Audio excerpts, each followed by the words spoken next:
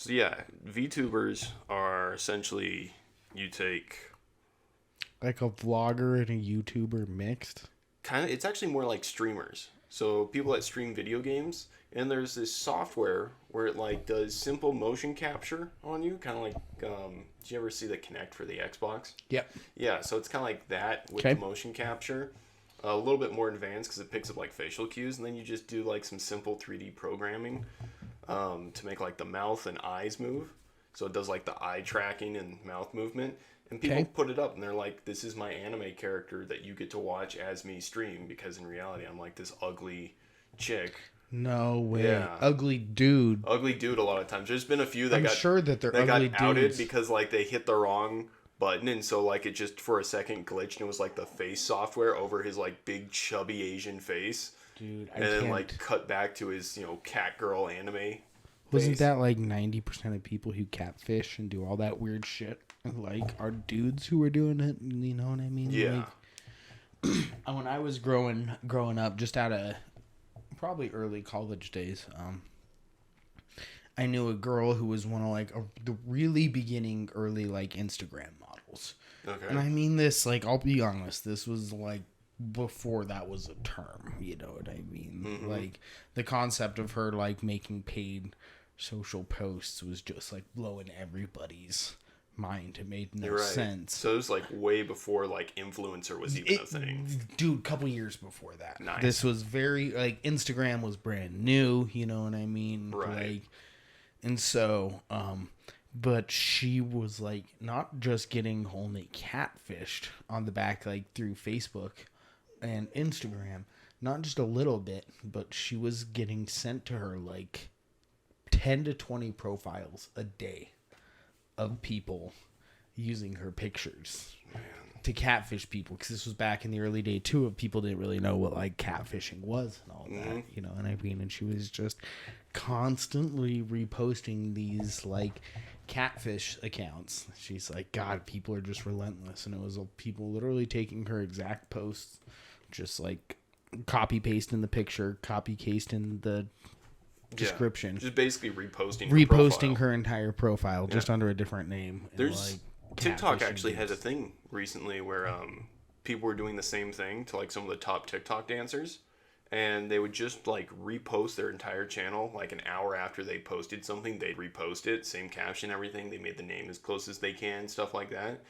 And the whole idea is that like most people go looking for this person and will find this person instead because it's really similar names. So they'll click Well, on them that's instead. a really old like Reddit YouTube trick too. Yeah. I have a good buddy. But they would do it just to get, because like they clearly don't get the same amount of following. Like the Right. original follower has like 25 million and they have like 35,000. they get enough. But they get enough just so they can get ad revenue. Yes. And then they just spam ads on that channel. So this is so they old, make money off This of it. is old school. I'm not going to out his name, but it's a really, really good friend of mine from quite a while ago.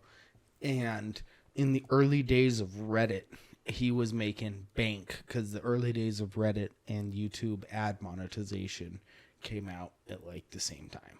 Mm-hmm. And all he did is he ran a channel with like 3 other dudes that they would spend their day 40 hours a week all day scrolling Reddit trying to find funny videos on Reddit. They just straight up jack people's videos from Reddit, repost them on YouTube, and we're making bank off ad revenue. And this was again like in the first year that YouTube was offering ad revenue, so it was actually pretty decent like per view. Your views were small, but you were you actually getting got ad revenue for views. paid a lot. Yeah. You know what I mean? And they were making a whole lot of money until it kind of just, I think he said in the end, like he kind of had to stop doing it. All of them did, because they were like, dude, we're just jacking people's shit and making hella money They say off that for it, moral like- reasons and not legal reasons. Oh yeah, they never had any legal issues or anything like that, but they definitely did, I think, kind of be like, all right, this is kind of fucked, you know what I mean? Like, we're not creating any of this content. And ironically now, this dude's a social media director for like a pretty large company. So Nice. like, hey, that was the early days. I mean, we're talking back. This is like before, maybe around like 2010, probably even before that. You know what I mean? So I remember when the company I work for in Vegas, when they first got a social media manager, and she got her own office and everything, but it was like this. It's kind of funny because it was like this 20, 30-year-old girl in like an office full of guys selling tool parts to contractors. Okay. So, but it was also kind of funny too because you kind of look at them and it's like, this is definitely a person that has a social media, but that's their whole job. Post social media for the company. I can't even imagine that it's a job. My buddy who does it doesn't even have his own. Like, he's not on social media. Oh yeah. But he like does it as a profession. And there's the part of me that's like, that makes no sense. And I'm like, no, that actually that tracks completely. Yeah. Like, it makes absolute sense. I mean, that's the other thing too, is like business social media is different than like actual social media. My girlfriend actually helped with her first job. They were trying to do like social media at the start of the pandemic to like, get people to still come in.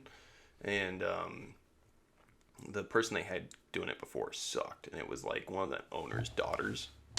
Right. And they're just like, oh yeah, no, she's a graphic design student, so she knows what she's doing. And she's just like going in, taking like 3 shitty pictures in the store, and then shit ton of typos and no tags.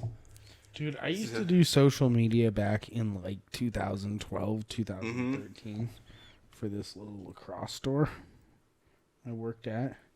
And bro, I'm gonna like try and go back, see if I can find one real quick here on my Instagram. The pictures are fucking pretty goddamn funny. Cause it's just me like taking product and like lining it up, using hella filters to like blur it so you could only see the font. Like, I'd do a bunch of hats. You could only like see the font on the front hat. The rest of them were all blurry. I thought I was cool as shit.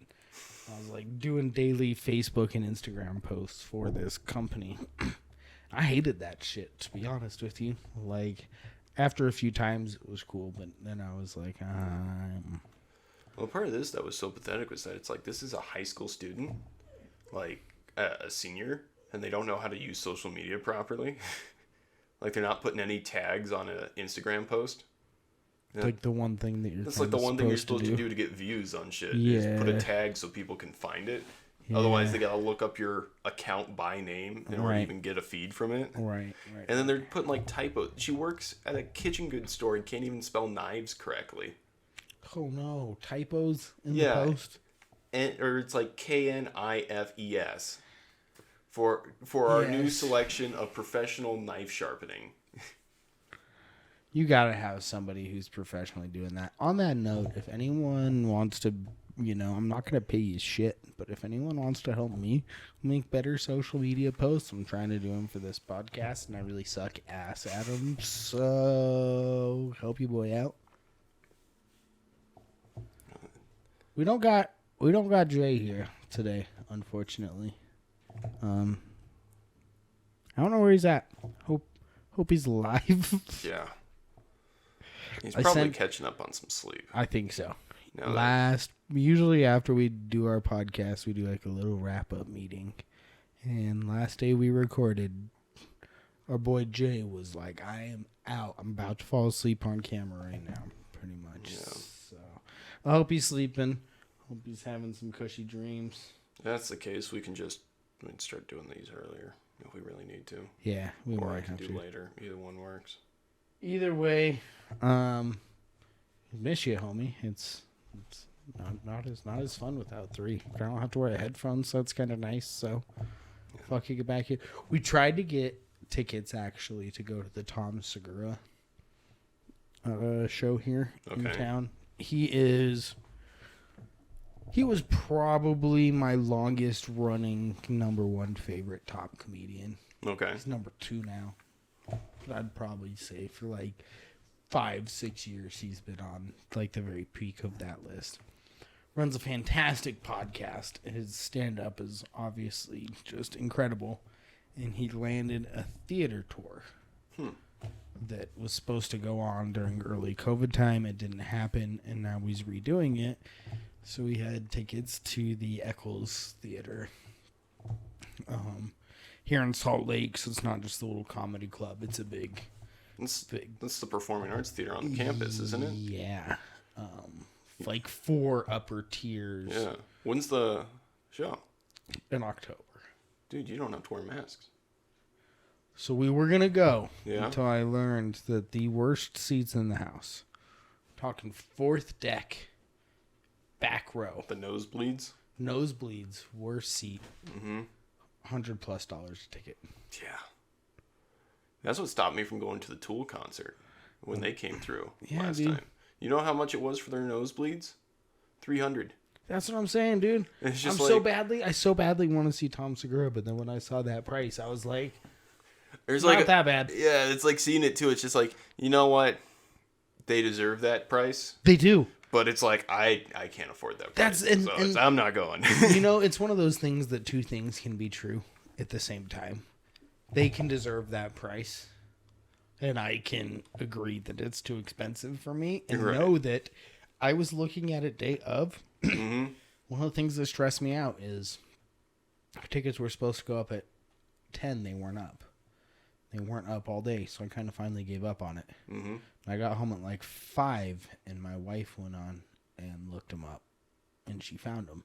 And there was only 4 nosebleed tickets left at that $100 rate. And then everything else. Where it just gets more So expensive. it's kind of like we would have had to get them like...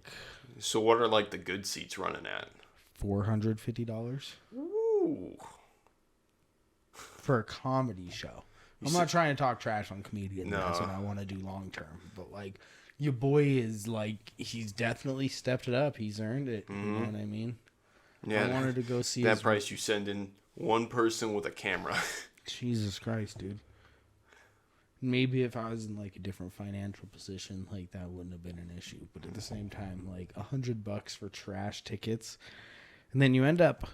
One thing I've learned with these shows is you end up spending a lot more. Oh yeah, like food and shit. So then you gotta buy food while you're there, and drinks. Yeah. And probably Uber there. You know what I mean? Yeah. I just drive. I don't drink anymore, but I just drive in, and then like. There's just so many additional.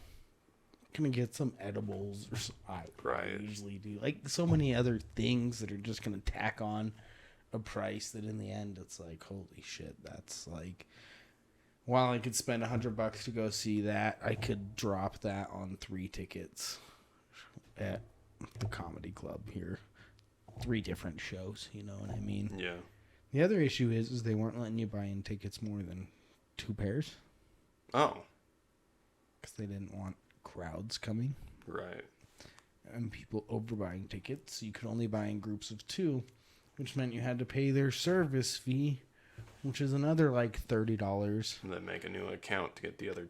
And you don't even have to do it off a new account. You can buy them again. But instead of buying 4 tickets at once and paying the $30 service fee, you gotta pay 2 sets of 2 and 2 sets of 2 for and now $60 service fee. Yeah, so it's like a dumb way they're locking in, getting in their service fee. So I don't know. It's just It's gonna be awesome though. I want to go. That'd be cool. But at the same time, like I'm not gonna. How much of that do you think just goes to like the house? A good chunk. Okay. I think I heard some comedians talking about it, and I think they get about 50% of the ticket price. All right. So is that like 50% to them or like 50% to their crew? I think goes to like their company. So if they have to bring people, they have to pay people out. Okay. I think it comes out of. I So think that then like it has to be differentiated to like the manager and the techs and the driver and all that shit.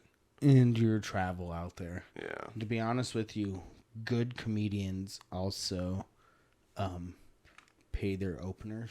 Yeah. Because usually the amount that the headliner makes versus what the opener makes is like a skyrocket different.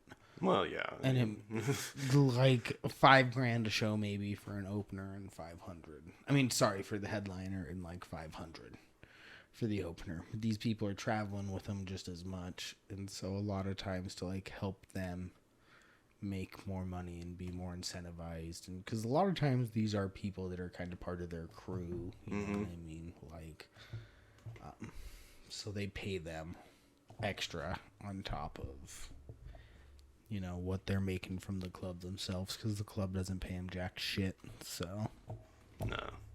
it's kind of one of the small signs of like a comedian that's doing well is when they're paying their openers on top of what.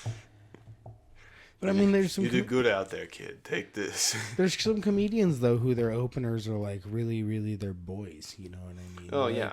Andrew Schultz, my favorite comedian right now of all. His co-host is Akash Singh, who's another comedian, but they don't tour together. And then they have a producer who does all of the film and audio, yada yada yada. Then they have a third dude. It's kind of the bullshitter guy, you know what I mean? Yeah. And he's just kind of helps get him topics, adds some third things in, helps with production, does all this other stuff. But he's also a new aspiring stand-up. Mm-hmm. And he's Schultz's opener. Like, every single place he goes, he brings this kid. So it's like, not just some random person opening for him. It's a dude who, you know, helps him produce podcasts and all that shit. Like, so there's been some shows I've gone to where I just go for the opening.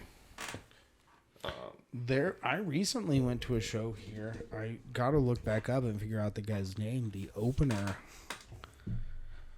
was fantastic, to be honest with you. Salt Lake's a weird place to do comedy in. Yeah. It's like everyone wants to poach on Mormon jokes. It's kind of hit or miss whether it will work, because if you don't have a lot of Mormons in your crowd, then they're gonna already have known them. they're gonna kill it. They're gonna be good. But when you get Mormons in the crowd and you're making fun of Mormons, they kind of just sit there grumpy. So I was at a show a while ago, an Andrew Santino show. I don't remember the opener's name, but at one point he's like, damn, this girl's just like folded arms, fucking grumpy face looking at me the whole show. Like, are you Mormon? And she wouldn't even respond. He's like, damn, you're that mad at me for making Mormon jokes? Like, you won't even respond to me? And I watched her for the whole time after that. She sat there for like 35 minutes, and even when the headliner came on, just sat there the whole show. Folded arms, grumpy. I'm like, why would you come to a comedy show? Right, in Salt Lake. Angry. Show up trying to be mad at the jokes. You know what I mean? I've seen a few people that they'll, they especially talk about it for like open mics. Because a lot of people that actually have made it, when they do open mics, that's where they go to test material. Yeah. You don't want to test material on a show all the time. You just want to test it on an open mic first, and if people like it, then you can throw it on your show, kind of deal. Right. There's been a few that talk about when they go and do that, and they've gone up and like the person before just bombed, and the person before them bombed, and so the crowd's already upset. The crowd's the not really bad. into it, and he goes up and he's just like, you know, kind of like a tough crowd, see if he can break the ice, and they don't respond. And he's just like, all right, fuck it, not worth it, and just walks off. Yeah. And it's just like there's no feedback he's gonna get from it that's accurate, so it's like not worth it. Yeah, it's wild. I mean, all the things I listen to are comedy related, pretty much, and there's so many comedians that talk about like bombing's tough, especially when the person in front of you bombed, and you're getting up there and you're bombing. Because now you're just making it worse for the guy after you. Right. But there's something to be said for, like, the growth you gain in your writing when you can just stand up there. Right. While shit's bombing. And, like, they will all say that if you can flip a set from a bomb, and if you can get people into it, that's, like, the greatest feeling as a comedian. More so than when you start out killing the whole show. You're killing. Well, if you can flip a room, that is like your. Because there's some there's only a few people I think that could do that. Mm-hmm. A couple of the shows. And one of the things I love about the Wise Guys Comedy Club here in Salt Lake, shouts to them. They started hitting up comedians early, I think, and Salt Lake has been pretty pretty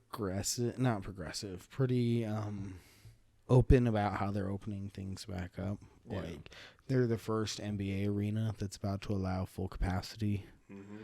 Again, the comedy club said you were going to be 6 feet from people, but truthfully, there was just like 1 seat in between you and the people next to you. And then the person in the row in front of you is also like just 3 feet away from you. You know what I mean?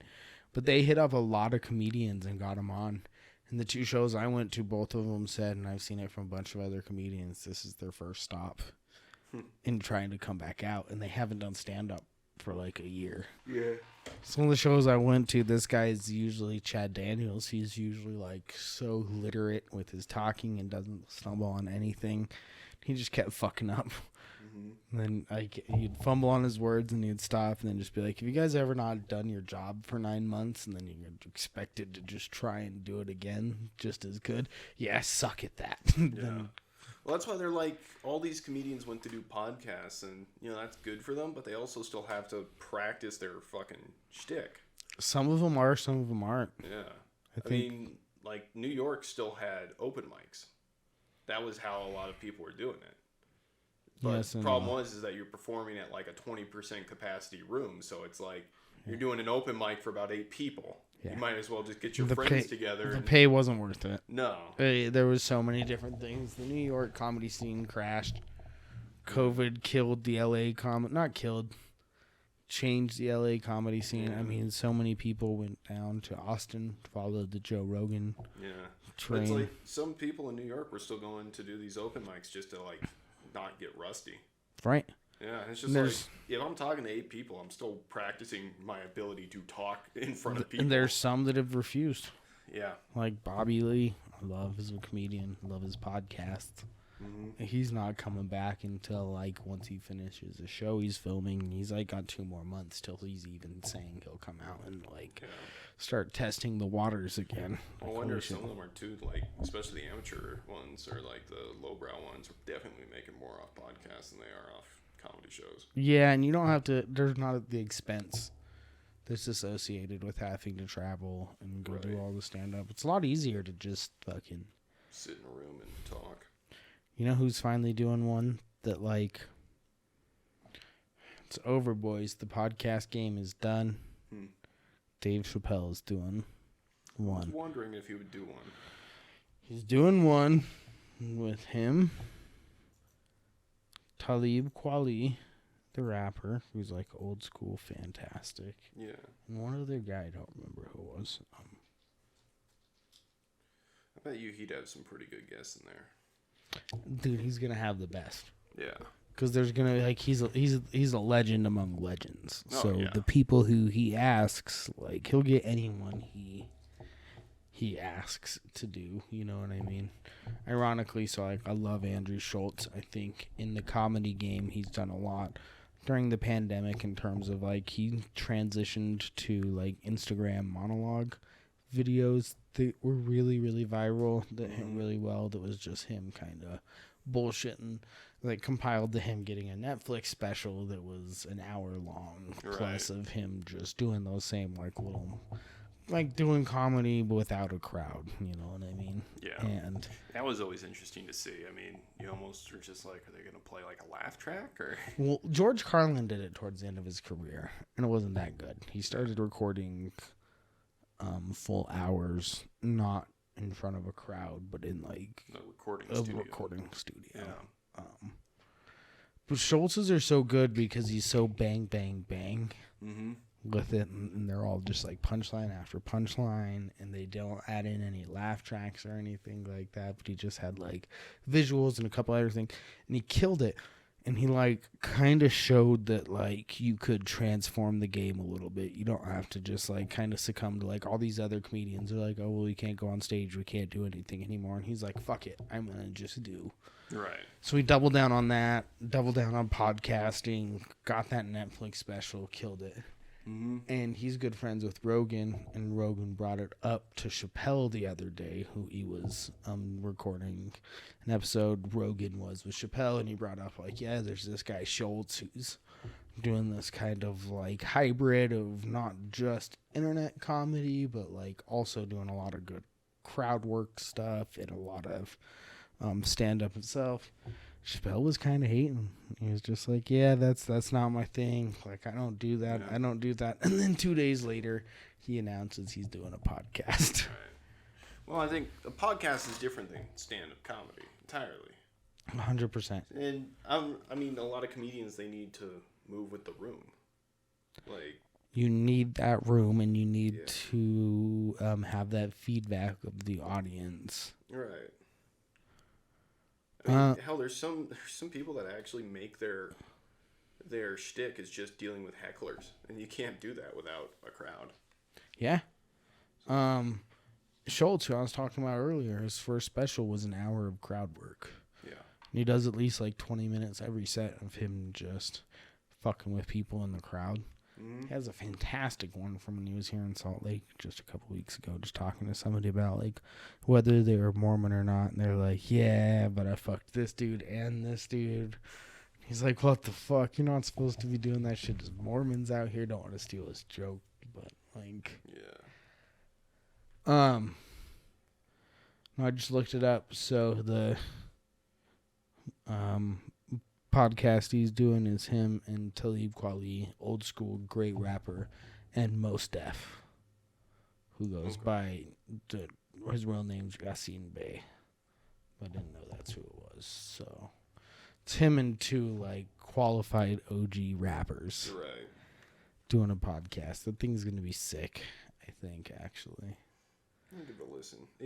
I feel it could go either way. See, it'll either be really funny or it'll be really informative. those are both lanes that are good Yeah. in podcasting. You don't have to be one or the other or neither. You know what I mean? Right. But I would like to see. I've been talking this a lot to people recently. Like, to anyone out there listening who wants to start a pod, fucking do it. Got asked a while ago, like, how I was going to compete with other people in the podcasting space, and my immediate thought was, like, compete. Like, I'm not trying to compete with anyone. There's no competition. Like, I'm trying to go with everyone to the moon. Like, let's fucking get it, everyone. You know what I mean? I want to be on the same boat. Yeah, like, let's get it together. So there are a couple people who expressed interest in starting some pods to me, and I've kind of extended the invite to them, like, even they can come here and try and record here, because there's a bit of a barrier of entry with all the equipment and all the shit you need, a dedicated space, and mics, you know what I mean? Right. And I mean, to a degree, too. I know people that did a podcast where it's just them doing video calls. chatting. Yeah, they just throw on their game headsets and go into a Zoom call and just record the screen. Yep, you don't need two people here. You can do it whatever. Yeah. I have one buddy who wants to do one. I keep it mostly on the low, but I was talking with him recently, and he kind of wants to just kind of talk about he's a teacher, and just kind of like what it's like to Teach through Zoom. not only teach, but like he was just your average college kid a couple of years ago. So I think it's kind of just that contrast, like what he was talking to me about, like how there's this expectation to, as a teacher, to be this certain persona, but you could still kill it as a teacher and not necessarily be that like corporate cookie cutter teacher thing, you know what I mean? Well, I remember this. It was always interesting. I was talking with one of my teachers in high school, and we were saying that when they have like these big teacher conferences for like the K through 12 that they'll go to, and he's just like, yeah, you can tell who's teaching what grade by the amount of energy they have that early in the morning. And it's like all the high school teachers are there with a cup of coffee, barely going, and all the like elementary school teachers are wired like they did a line of Coke in the parking lot, and they don't even have a cup of coffee in their hand. That's hilarious. And it's just that energy difference that they need, and it's just like, yeah, this is why you teach children. This is why I teach like people that think they're adults. Dude, that's wild. Teachers, I mean, they affect people crazy. I mean, this guy, myself, even was just a couple weeks ago, like, I hit him up for book suggestions. Mm-hmm. He was like, what do you want to read? And I was like, I don't know. I just want to like learn how to get better at shit I do. He hit me back with like 5 books and was like, read them in this order, yada, yada, yada. Like, you'll like this one for this reason. And I don't know. Anyone want to do some shit, try it out. Fucking who cares? I know it seems like the podcasting thing's like the trendy thing that everyone's want to do right now. But like, fuck it. Who cares if it's trendy? That's even better. Doesn't it mean? Like, God damn it. I had a pretty good teacher in high school. It was my health teacher. And dude was wild because he was like this conservative old New Yorker. Super thick accent. Every time he did the Pledge of Allegiance in his class, he'd always end it with like, play ball. And then, you know, around his shit is play ball to end the Pledge of Allegiance. Yeah, and like in the corner of his room was his like memorial to his brothers in his platoon that he served with. All right. So it's like him and his drill sergeant shit and all the people that he served and was deployed with. Like the corner of the room and like a whole respect your troops corner kind of deal. But when he taught health, I mean, just the way that he went about certain stuff, because the dude was super strict. I mean, it was like, you know, no phones, none of that shit in class, no music, nothing. And everyone was like in their rows, so you couldn't turn to talk to anyone because there was no one next to you kind of deal. It was very like military, but then when he'd go about certain stuff, like when he talked about sex ed, and he's just like, who knows what ejaculation is? And like, everyone knows, but no one wants to raise their hand. Right, every kid's sitting there just like you probably don't want to say it, but you all know what it is. It's like when it's real late at night, and you're thinking to yourself, and you may be doing a few things, and all of a sudden you go, ugh, and your face just crunches up like that, and now there's a mess. Oh my god, dude. Did you ever watch the show The League? We had the League of Skanks? No, that's a podcast. Okay. Good pod. I've heard a few episodes from them, but no, I haven't watched them. Junaid loves them, by the way. He loves Big J. Okerson. That's like his man. But the show it's based around the concept of fantasy football. Okay. So it's a league of like 4 or 5 guys who play in a fantasy football league together. It's just a dumb sitcom that's about I think I've seen like their life, about how they navigate it. But it actually has a few really, really good comedians who are part of it. Steven Azizi, John DeJolie, a couple different guys that are really, really good. They make this show. Mm-hmm. But they have this one like trope of the show that they go back to all the time, and they call it the vinegar squirts. Okay. And they essentially postulate early in the show that the face you make when you come is similar to the face of when you smell vinegar. It's just kind of like, like, you know, strained, like bad. And so they're always this just recurring joke throughout the whole show where they'll like walk in on somebody having sex and they'll be like, oh God, I saw so-and-so's vinegar strokes. That's what they call it, the vinegar strokes. I've always thought about that since then, just like that dumbass face. Remember there was one where it's just like, you know, it was a thing in middle school. It's like how to tell what your sex face was, or like what sounds you'd make during it, and it's just like they made you hold like a pencil in between each finger. And you're like, okay, like this. Yes, and then they just grab it. And crushes your fingers. Yes, I forgot about that. And then you yell like some like, ridiculous thing. That's the sound you make. Oh my God, dude. We had some good ass pranks back in middle school. I think we grew up in like the prime middle school generation. Have you ever heard of the movie Snow on the Bluff? Mm-mm. Boy, you need to change your life. And watch it here, Sam. So it's a ridiculous movie that the whole premise is it starts off with these like 2 girls. All right. Trying to buy some like, I don't know if it's cocaine. I think it's cocaine from this dude. The snow, okay. And they record it for some reason because they're like making a video of like the girls go to the beach, you know. So they're recording it and they have a camcorder. Mm-hmm. And then when the dude gets in the back of the car and realizes they caught the camcorder, he pulls his gun on him. And is like screaming at him with his gun and jacks their camcorder. Okay.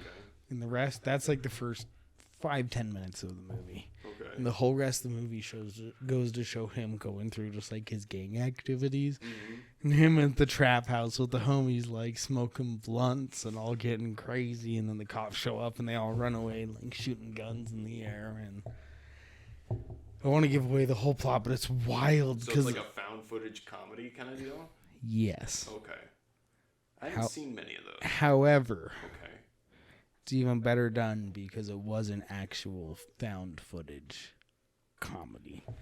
This was actually like somebody's school project, like scripted. They actually planned the whole thing, you know what I mean? Okay. And that's the whole plot. I watched this movie like 10 times sarcastically, thinking that this was just some day. Because, like, all the footage shitty. Like, the cops show up and they start running down the streets, and you get, like, 7 minutes of the dude running with the camcorder, and all you see is, like, the pavement because he's pointing it down. And you're like, what the fuck am I watching? So you get so convinced that you actually watched this video of, like, the drug dealer jacking the people's camera and all this shit that happens resulting after that. But then after a minute, you're like, no, there's no way that actually is, like, real life and just put up on a TV screen. Like, there's so much incriminating shit in there. Like, I think he shot a guy at one point. You know what I mean? Like, it's aggressive, but it was so good, and it's like approach and making you feel like it was just unscripted fucking nonsense, dude. The the Saw franchise? Yeah. You know how that first movie was made? No. So the two guys that made it just got out of like film school, and they're like, okay, we're gonna make our first film. And they did like some crowdsourcing for money, and they got enough to get like camera equipment, and that was it. And they had like, I think 2 months to rent the camera equipment, but they didn't have enough money to get a set or anything like that. So they just basically, it's like, okay, how do we film a movie in just our basement? Really? Yeah. So the entire thing is just filmed in In one room. one little basement room. Yeah, one little basement room. We should do that, dude. No.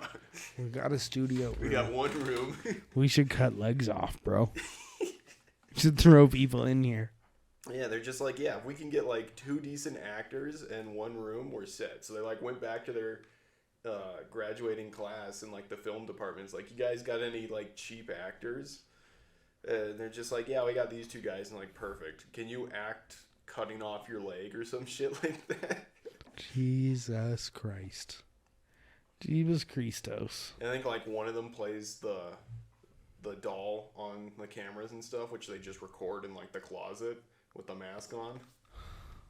Literally, it's recorded through like the closet shutters. Yeah, it's like 100%. I'm remembering the whole like film now, and just There's like, yeah, just there's one no room. way. Yeah. Yeah. Fuck me, dude.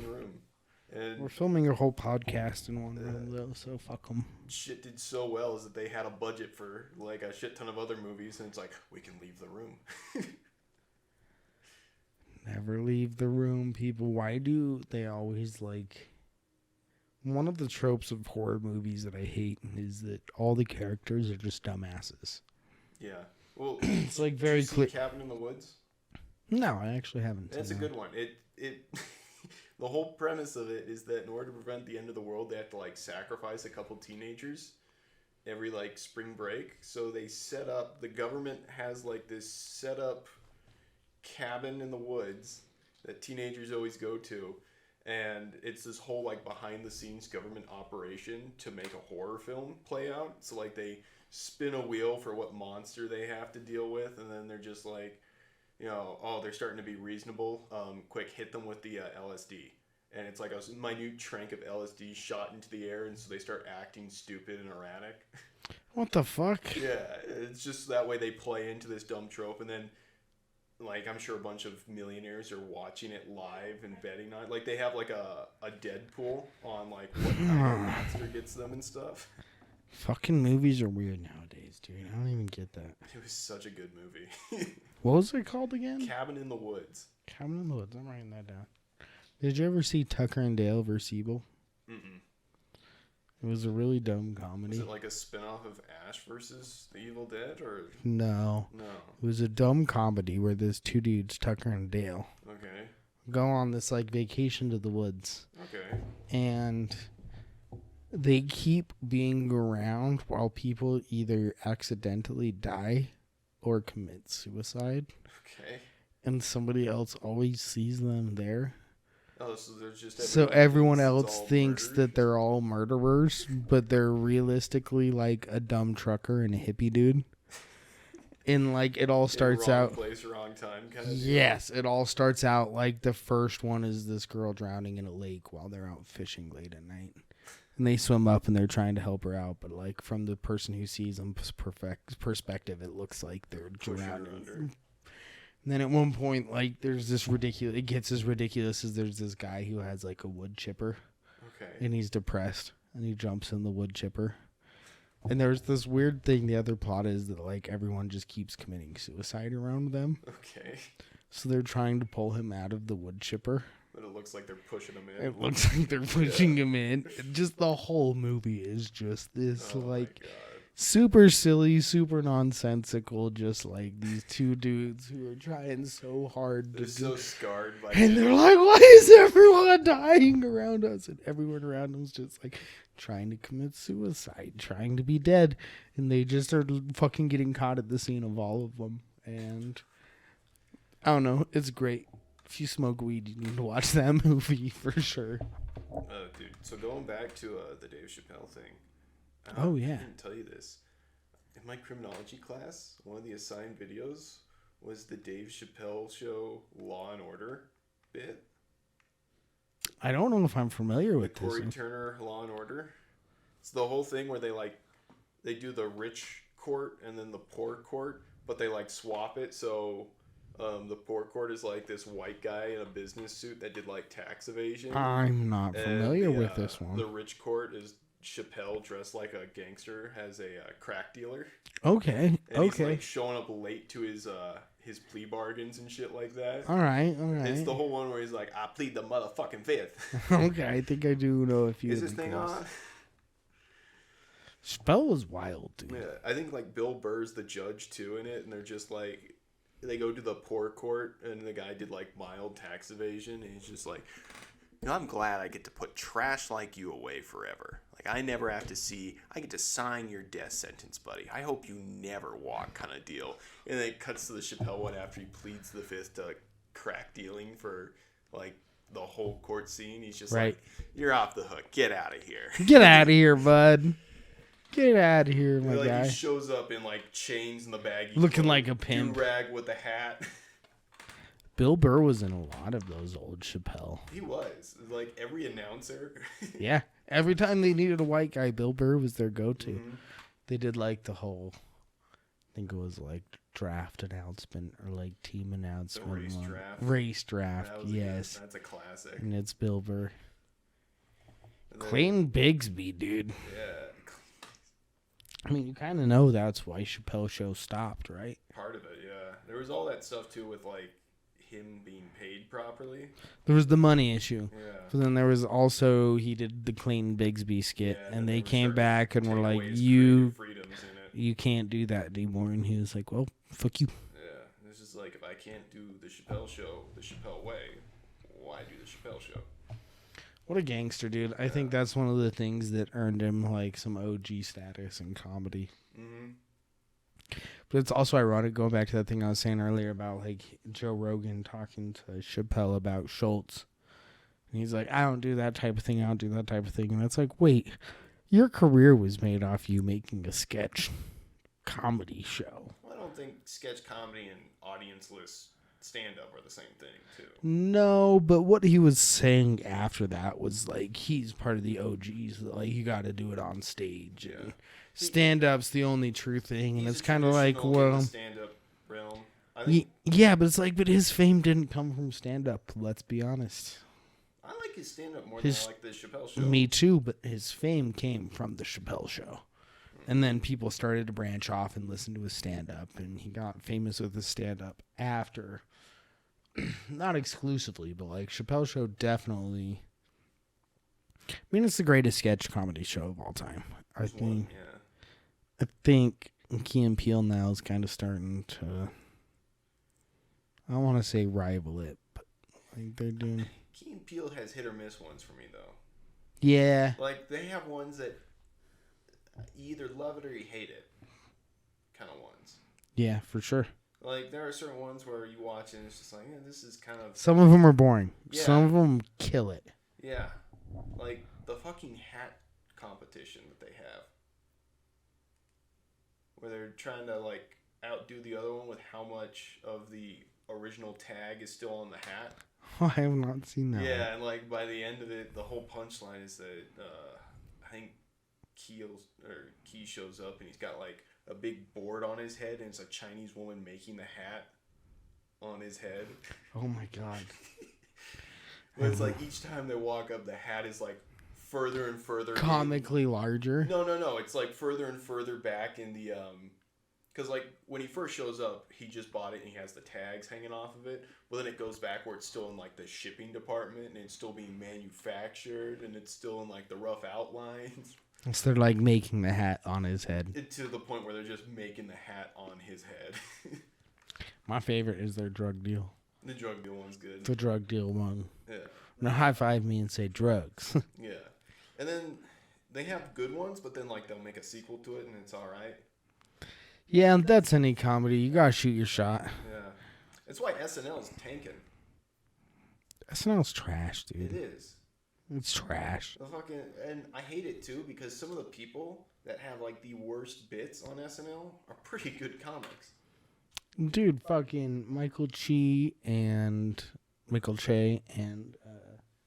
Pete Davidson. Mm-hmm. They're both like legitimate stand-up comics, and they're just trashing their shit away on that bullshit ass show. Yeah. Do you know who Tony Hinchcliffe is as a comedian, or have you heard what happened with him recently? Mm-mm. He's kind of like, in a way, part of the Joe Rogan sphere. He moved down to Austin with Rogan and was like doing a lot of his openings and doing a lot of his shows. And he recently came out on stage after there was an Asian dude who was up before him. Mm-hmm. Sounds like part of the Asian dude's set was like making fun of white people, and the white people were laughing. Yeah.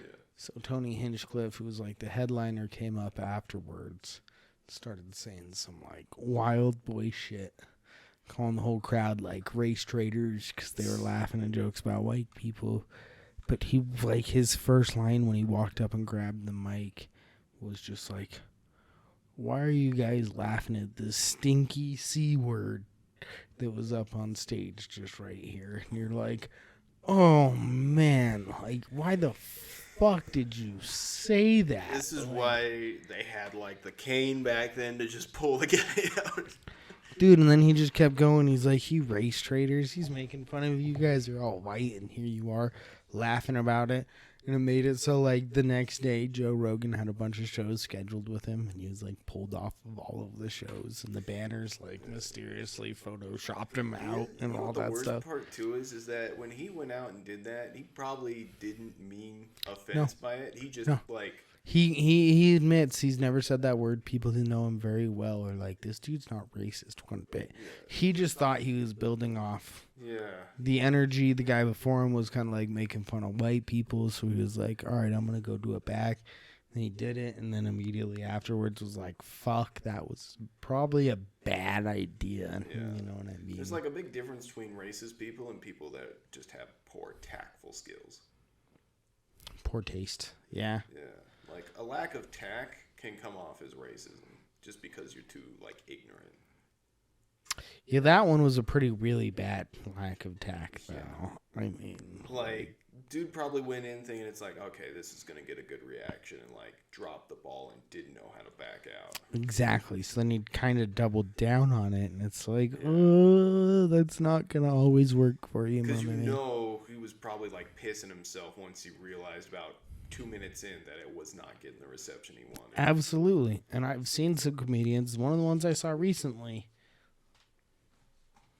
I mean, I'll say it straight up, made an Asian related joke, and I'm not going to repeat it or steal it or anything, but it was really tactful. Mm-hmm. And I think it was really funny, you know what I mean? Because it, like, didn't use, racial words, wasn't objective.